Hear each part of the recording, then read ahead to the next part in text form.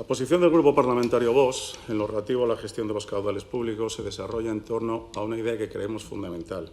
Donde mejor está el dinero de los ciudadanos y, en particular, de los asturianos, es en sus bolsillos.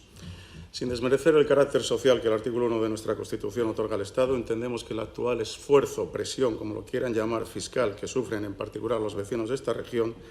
alcanza la categoría de la confiscación y del expolio. La idea socialista siempre se ha basado en considerar a los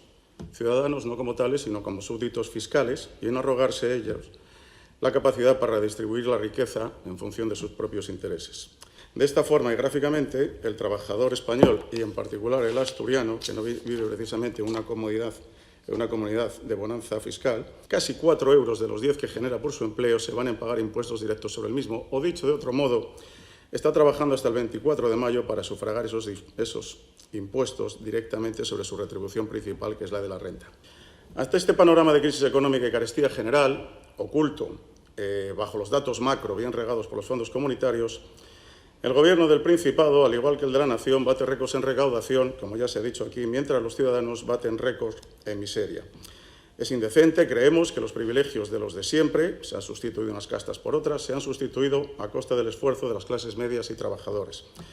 Para más INRI, la asfixia burocrática y las desigualdades fiscales provocadas por el Estado autonómico están lastrando el desarrollo de nuestras empresas,